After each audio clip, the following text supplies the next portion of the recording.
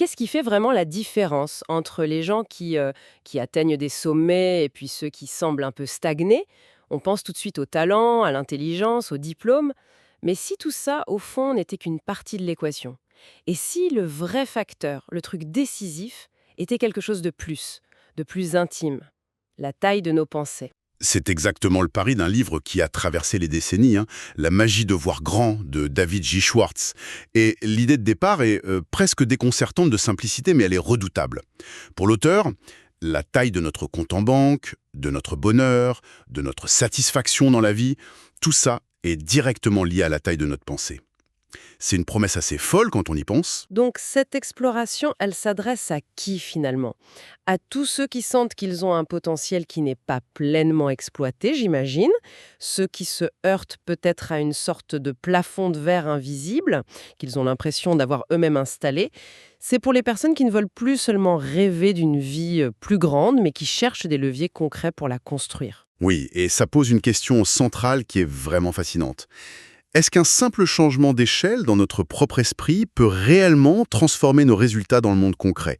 Est-ce que la clé, au fond, se trouve uniquement en nous? C'est ce qu'on va explorer ensemble. Alors, allons-y. Le point de départ de toute cette philosophie, le socle, c'est la croyance. Le premier chapitre s'appelle d'ailleurs Pour réussir, il suffit de croire. On pourrait se dire que ça sonne un peu comme un cliché de développement personnel, non? La fameuse pensée positive. C'est la première réaction que beaucoup de gens ont et c'est tout à fait normal. Mais Schwartz va bien plus loin. Il ne s'agit pas de s'asseoir et de visualiser un chèque d'1 million d'euros. Non. Il parle d'une conviction profonde, presque viscérale, en sa propre capacité à réussir. Il martèle une phrase. Nous sommes le produit de nos pensées. Quelqu'un qui réussit, c'est d'abord quelqu'un qui se perçoit comme ayant de la valeur, comme étant capable d'accomplir les choses importantes. Et cette croyance interne, eh bien, elle se manifeste à l'extérieur. Dans sa posture, sa façon de parler, ses décisions. Ah oui, je vois. C'est donc moins une question de pensée magique que de prophétie autoréalisatrice. Si je me vois comme quelqu'un de capable, j'agis comme tel et les résultats suivent. Et à l'inverse, si je me vois comme insignifiant, mes actions seront timides et les résultats, insignifiants. Exactement. C'est un cercle vertueux ou vicieux. La pensée ne remplace pas l'action, elle la conditionne. Elle donne la permission d'agir avec audace. C'est toute la différence entre penser «j'espère que ça va marcher» et penser «je vais trouver un moyen de faire en sorte que ça marche». D'accord. Mais entre cette conviction et la réalité, il y a souvent un mur d'obstacles intérieurs. Le livre utilise un terme assez imagé pour ça, l'excusite. Il dit que c'est la maladie de l'échec. C'est un mot un peu dur, non? Est-ce que ce n'est pas un peu facile de dire aux gens arrêtez de vous trouver des excuses quand certains obstacles sont bien réels? C'est une excellente question et c'est un point crucial. L'auteur ne nie absolument pas l'existence des difficultés. Son propos n'est pas de dire que les problèmes n'existent pas, mais d'analyser la fonction de l'excuse. L'excusite, comme il l'appelle, s'installe quand une difficulté, même réelle, devient une justification pour l'inaction totale. Et il dissèque les excuses les plus courantes, la santé, l'âge, l'intelligence. Parlons de l'intelligence, justement. C'est une excuse très très répandue.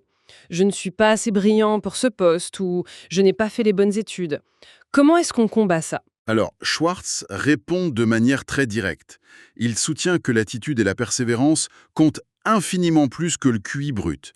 Il dit qu'une personne avec un état d'esprit positif et une grande ténacité, même avec une intelligence moyenne, ira toujours plus loin qu'un génie pessimiste et apathique. L'objectif, c'est de déplacer le projecteur de ce qu'on ne peut pas changer, notre QI, notre passé, vers ce sur quoi on a un contrôle total, notre réaction et notre engagement. C'est donc un vrai travail de reprogrammation. Comment on s'y prend concrètement pour commencer à voir grand? Il ne suffit pas de se le dire le matin devant le miroir, j'imagine. Non, et le livre est plein d'outils pratiques pour ça. Une des premières étapes, c'est de cesser de se dévaloriser. Il propose un exercice tout simple. Lister par écrit ses 5 plus grands atouts. Ça peut être n'importe quoi, la créativité, l'empathie, la discipline. D'accord. Et une fois qu'on a cette liste, on l'affiche au-dessus de son lit? Pas seulement. L'étape suivante est la plus intéressante. Pour chacun de ces atouts, il faut nommer des personnes qui ont connu un grand succès sans forcément posséder cet atout au même degré. L'idée, c'est de briser le mythe selon lequel il faut un kit parfait de qualité pour réussir. Ça nous force à admettre qu'on est souvent bien mieux équipé qu'on ne le pense. Je vois. Ça permet de relativiser ses propres manques en voyant que d'autres ont réussi sans avoir nos forces. C'est assez malin. Le livre parle aussi du langage, du vocabulaire des esprits forts. Oui, c'est l'idée que les mots que nous utilisons façonnent notre réalité mentale. Il s'agit de faire un choix conscient. Utiliser des mots qui évoquent la victoire, l'espoir, le plaisir. Et à l'inverse, traquer et éliminer de notre vocabulaire les mots qui créent des images de défaite, de tristesse ou d'impossibilité. C'est passer de « c'est un problème » à « c'est un défi », de « je vais essayer » à « je vais le faire ». Il y a une autre idée qui m'a interpellée, celle de choisir de vivre en première classe. Ça peut sonner un peu élitiste, voire arrogant. Est-ce que c'est une question d'argent, de snobisme? Pas du tout, et c'est essentiel de le préciser. Pour Schwartz, ce n'est absolument pas matériel. C'est une question de standard personnel. Vivre en première classe, c'est choisir des conversations qui élèvent plutôt que des commérages. C'est lire des ouvrages qui nourrissent l'esprit plutôt que du contenu vide. C'est s'associer avec des gens qui nous tirent vers le haut. C'est un environnement mental, avant tout. C'est une hygiène de vie intellectuelle et relationnelle, en fait. C'est exactement ça. On est la moyenne des personnes et des idées que l'on fréquente. Pour penser grand, il faut s'exposer à de grandes idées et à des personnes ambitieuses. Bon, d'accord, on a la conviction, on combat les excuses, on soigne son environnement mental, mais j'imagine que si on reste assis sur son canapé à juste penser de grandes pensées, il ne va pas se passer grand-chose. On arrive au cœur du réacteur. C'est peut-être le chapitre le plus important du livre. Schwartz insiste sur un point. La pensée ne suffit pas, il faut l'habitude d'agir. Pour lui, l'action est le remède universel à la peur. C'est fascinant parce que c'est le contraire de ce que la plupart des gens pensent. On croit qu'il faut d'abord avoir confiance en soi pour pouvoir agir, lui il dit l'inverse. Il renverse complètement la logique. Il explique que la peur et l'inaction s'alimentent mutuellement dans une spirale descendante. La seule façon de briser ce cycle, c'est d'agir. Même une petite action. Mettre le moteur en marche, même au ralenti. L'idée est de ne pas attendre que l'inspiration et la motivation tombent du ciel, mais d'agir pour les provoquer. La confiance n'est pas une cause de l'action, c'en est la conséquence. D'accord, donc on se met en mouvement, mais le risque c'est de s'agiter dans tous les sens sans but précis. Comment est-ce que cette énergie est canalisée? Par les objectifs. L'auteur est catégorique là-dessus. Se fixer des objectifs est aussi essentiel au succès que l'air est essentiel à la vie. Sans destination, on dérive au gré des courants. Il propose une méthode très structurée.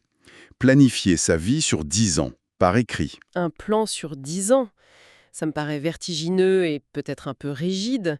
On vit dans un monde qui change à une vitesse folle. Est-ce qu'on ne risque pas de s'enfermer dans un plan qui devient obsolète en 2 ans? C'est une objection très pertinente. Mais le plan n'est pas conçu comme une prison de béton. C'est une boussole, pas une carte routière détaillée. Si vous décidez de traverser l'Atlantique en voilier, votre objectif est clair, atteindre l'Amérique. En chemin, vous devrez composer avec les vents, les courants, les tempêtes. Vous allez dévier, ajuster votre cap, mais vous savez toujours dans quelle direction se trouve votre destination. Le plan décennal, c'est ça, c'est votre Amérique. Et le fait d'avoir cet objectif clair active ce qu'il appelle un système de direction assistée dans notre subconscient. Notre cerveau commence à filtrer les informations et les opportunités qui sont alignées avec ce but, des choses qu'on n'aurait même pas remarquées avant. Ce que j'aime bien, c'est que ce n'est pas juste de la grande théorie. Le livre est rempli de petits outils applicables au quotidien. Il y a ce test mental, là, très simple à se poser face à une situation. Oui, qu'est-ce qu'une personne importante ferait dans ce cas? C'est une question toute simple, mais c'est un filtre de décision extrêmement puissant. Ça ne veut pas dire se prendre pour quelqu'un d'autre ou être arrogant, mais plutôt s'obliger à adopter un standard plus élevé. Par exemple, si on reçoit un email un peu agressif, la réaction à chaud, c'est de répondre sur le même ton. Mais si on se pose cette question, on va probablement opter pour une réponse plus calme, plus professionnelle, plus constructive. Tout à fait. Et ça s'applique à tout.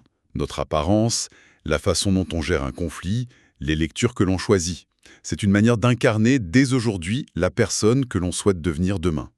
Et la question de l'échec? Parce que si on se met à agir, à prendre des initiatives, on va inévitablement se planter de temps en temps. Comment le livre aborde-t-il cette réalité? Il la recadre complètement. Pour lui, l'échec n'est pas un événement, c'est un état d'esprit. Ce n'est pas une fatalité. La réaction face à un revers est ce qui détermine le temps qu'il faudra pour finalement réussir. Il ne s'agit pas de nier la difficulté, mais d'utiliser l'autocritique de manière constructive. Analyser ce qui n'a pas marché, en tirer une leçon et persévérer en ajustant sa stratégie. L'unique vrai échec, c'est de devenir ce que le livre appelle un vaincu de la vie. Quelqu'un qui a simplement baissé les bras. Formation, pas comme une simple lecture. Il insiste beaucoup sur l'idée d'investir en soi-même. Oui, et cet investissement n'est pas que financier. Il parle d'une ressource qu'on néglige souvent, le temps pour soi, pour la réflexion. Il conseille de se réserver des moments de solitude choisis, pour méditer, pour laisser les idées venir. Il affirme que c'est dans ces moments de calme que l'on libère son énergie créatrice et qu'on trouve les solutions à nos problèmes les plus complexes. C'est un investissement qui paie d'énormes dividendes. En résumé, si on devait distiller l'esprit de la magie de voir grand, c'est un message profondément optimiste, mais surtout extrêmement responsabilisant. Page après page, il martèle que la réussite n'est pas une question de chance ou de circonstances extérieures. Elle est le résultat direct d'un processus mental discipliné et volontaire. C'est un manuel pratique qui vise à redonner le contrôle total à l'individu sur sa propre trajectoire. Ça me rappelle une citation de Disraeli que l'auteur met en avant: La vie est trop courte qu'on la vive petitement. La grande promesse du livre, c'est finalement ça. En pensant grand, on se donne la permission d'avoir une vie grande. Un grand bonheur, de grandes réalisations, de grands revenus, de grands amis. C'est une invitation à refuser la médiocrité qu'on s'impose souvent à soi-même, par peur ou par habitude. Et ça nous amène à une pensée finale, une observation du livre, qui est à la fois contre-intuitive et assez provocatrice. L'auteur constate qu'il y a beaucoup moins de concurrence pour les postes très élevés et très bien payés que pour les emplois dans la moyenne. Vraiment. On a toujours l'impression que plus on monte, plus la compétition est féroce. C'est l'impression générale, oui, mais il soutient le contraire. Il y a une foule de gens qui se battent pour les postes moyens, mais très peu de candidats osent viser le sommet. Pour reprendre ces termes, il y a moins de monde qui postule pour vivre en première classe. Et ça soulève une question finale assez vertigineuse. Et si notre plus grand obstacle, ce n'était pas la compétition des autres, mais notre propre frilosité à viser haut? Et si le chemin vers le sommet était paradoxalement moins encombré que celui qui mène à la moyenne?